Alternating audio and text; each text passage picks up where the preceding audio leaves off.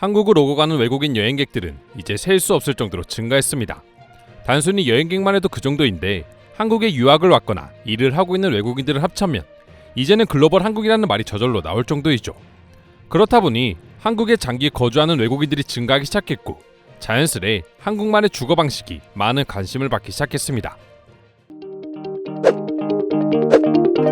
여러분들 중에는 한 번쯤 고시원에 살아본 분들이 계실지 모르겠는데요. 물론 고시원이라는 곳 자체가 나쁜 곳은 아니지만 대부분의 한국인들이라면 보통 고시원에서 살던 시기는 굉장히 힘든 시기인 경우가 많다 보니 그렇게 좋은 주거 형태라고는 할 수 없는 곳입니다. 때문에 만약 고시원에 살고 있다고 하면 때로는 안타까운 시선을 받기도 하는데요. 그런데 요즘 들어 외국인들 사이에서 이 고시원이라는 존재가 더할 나위 없이 고마운 존재로 여겨지고 있다는 것을 알고 계신가요? 특히나 한국으로의 관광 제한이 풀리고 고시원을 찾는 외국인들이 폭발적으로 늘어나고 있답니다. 우리가 해외여행을 갈 때 숙박 앱에서 숙소를 찾듯 외국인들도 앱을 통해 고시원을 찾는다고 하는데요.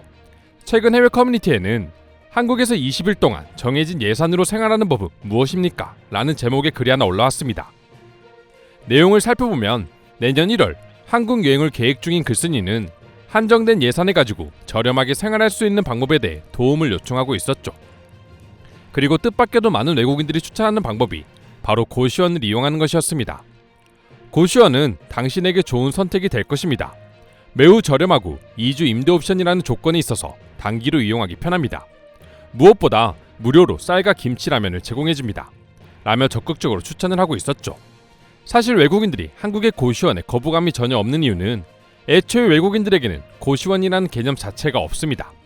그들의 입장에선 그저 캡슐 호텔이나 아주 작은 원룸 정도로 인식되는 것이 보통이죠. 우리나라 사람들이 홍콩이나 일본 등에서 가성비 좋은 호텔을 찾을 때 작은 숙소들을 이용하는 것처럼 말입니다. 이토록 외국인들이 유독 고시원을 선호하는 이유는 크게 두 가지로 나눌 수 있는데요. 첫 번째는 가격입니다. 결국 외국인 여행객들에게 가장 중요한 것은 여행 경비를 줄이는 것이고 고시원만큼 그에 부합한 곳은 찾기가 어렵기 때문입니다. 특히나 앞서 말한 외국인의 댓글처럼 고시원에 가면 쌀과 라면 그리고 김치를 무료로 준다는 사실은 외국인들에게 엄청난 매력으로 다가온다고 합니다. 두 번째는 편안함입니다. 사실 외국인들에게는 가격만 두고 보면 한국에서 머무는 동안 선택지는 매우 많습니다.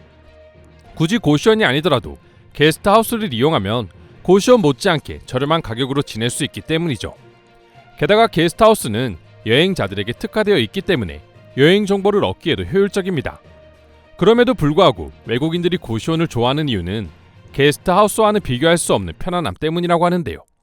아무래도 게스트하우스는 여러 사람이 공동 생활을 해야 한다는 고충이 있습니다. 여러 명이서 한 방 안에 자다 보니 코를 고는 사람이나 간혹 이상한 사람이라도 들어오면 여간 피곤한 일이 아니죠. 반면 고시원의 경우 비슷한 가격으로 혼자서 조용히 쉴 수가 있는데요.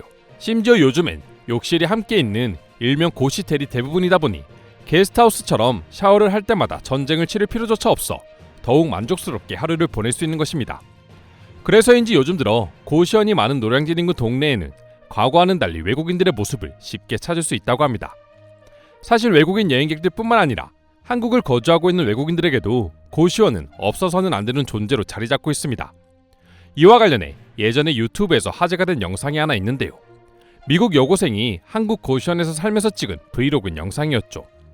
영상 속 여고생은 고시원은 작은 공간이지만 굉장히 저렴한 가격과 간단한 식사까지 제공되어 매우 만족하고 있다 밝혔습니다. 가격에 비해 효율적인 수납 공간이 있으며 트윈 사이즈의 침대, 옷을 걸 수 있는 벽걸이와 작은 샤워룸, 심지어 냉장고까지 있어 작지만 알찬 공간이라며 극찬을 아끼지 않았죠. 더불어 여고생은 고시텔 생활은 저렴한 가격과 친절한 관리자, 그리고 게스트하우스에서 외국인 여행객들과 지내는 것과는 달리 한국의 문화와 언어를 알기 적합합니다라며 많은 외국인들에게 고시원을 추천하고 있었습니다. 이 밖에도 한국에서 거주하고 있는 수많은 교환학생들이 고시원에 살면서 깊은 만족감을 느끼고 있었는데요. 대부분의 학생들이 고시원을 택한 이유는 일반 원룸이나 기숙사보다 훨씬 편하게 이용할 수 있기 때문이라고 전했습니다.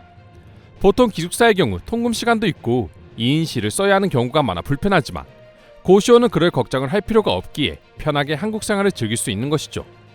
물론 고시원이나 고시텔 생활에 좋은 점만 있는 것은 아닙니다. 아무래도 협소한 공간이기에 불편한 점도 많을 것이며 방음이 잘 되지 않아 언제나 조용히 생활해야 하죠.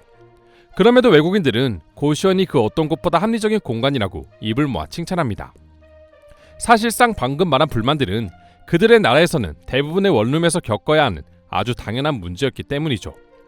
이처럼 한국의 고시원이 외국인들에게 새로운 숙박 트렌드로 자리 잡았다는 것이 신기하게 느껴지는데요. 그럼 지금부터 관련 내용을 보고 외국인들은 어떤 다양한 반응들을 보여주고 있는지 더욱 자세히 알아보도록 하겠습니다. 난 솔직히 말해서 작은 방에서 사는 것이 전혀 불편하지 않다. 내 몸집이 작기도 하고 고향에 있는 내 방은 이것보다 훨씬 작았거든. 한국 고시원 생활의 가장 큰 장점은 주변 사람들과 쉽게 친구가 될 수 있습니다. 물론 게스트하우스도 마찬가지지만 고시원과 달리 게스트하우스는 강제로 모르는 사람들과 함께 지내야 하는 것이 가장 큰 단점이죠. 고시원은 정말 합리적이고 매력적인 공간으로 느껴집니다. 다만 궁금한 것이 있습니다. 요리를 하는 주방이 보이지가 않네요. 고시원에선 밥을 해먹을 수 없나요? 고시원에는 공용 주방이 있어. 한국 대부분의 고시원이 공용 주방을 쓰고 있지. 그렇기에 무료로 밥과 라면을 먹을 수도 있고 밥을 해먹거나 시켜 먹을 수도 있어. 전혀 걱정하지 않아도 돼. 예전에 한국으로 여행 갈 때 숙박 비용으로 인해 꽤나 고생을 했어야 했는데 한국에 지내면서 고시원이라는 존재를 알게 되고 모든 문제가 해결되었다. 최근에도 한 달간 한국을 여행했는데 너무나 만족스러웠어. 학생들에게는 정말 좋은 선택이지. 가장 중요한 건 개인 화장실이 있다는 점이 아닐까 싶다. 적어도 씻는 것만큼은 마음 편히 하고 싶잖아. 여행객들에게도 마찬가지야. 게스트하우스에서 샤워를 한다는 것이 얼마나 불편한지는 다들 잘 알 거니까. 그건 다른 나라 기준이에요. 사실 한국의 게스트하우스는 시설이 워낙 좋아서 샤워하는 것에 전혀 부담이 없습니다. 그래서 전 짧게 여행하면 게스트하우스, 오래 여행하면 고시원에 묵는 걸 추천드려요. 한 가지 궁금한 것이 생겼어. 10대들에게도 고시원은 안전한 장소인 거야. 아무래도 안전이 제일 걱정되네. 일단 한국은 세계에서 가장 안전한 나라 중에 하나야. 때문에 고시원도 굉장히 안전한 장소야. 물론 범죄는 어디서나 일어나고 한국도 마찬가지이지만 고시원엔 24시간 관리자가 있어서 많은 걱정을 할 필요는 없어. 한국 고시원은 숙박시설 중 가장 유용하고 저렴한 곳이다. 내가 사는 샌프란시스코에서는 화장실이 딸린 방을 절대로 이 가격에 구할 수 없어. 한국인들은 가난한 사람들이 사는 곳을 고시원이라고 한다던데 이런 고시원보다 안 좋은 집에서 사는 나를 보면 뭐라고 생각할까? 내가 느끼는 유일한 고시원의 단점은 요즘 들어 고시원에 사는 외국인들이 많아져서 그들의 시차 때문에 밤늦게 통화를 하는 사람이 많다는 점뿐이야. 고시원에 사는 건 좋은데 제발 기본적인 매너는 지켜줬으면 좋겠습니다.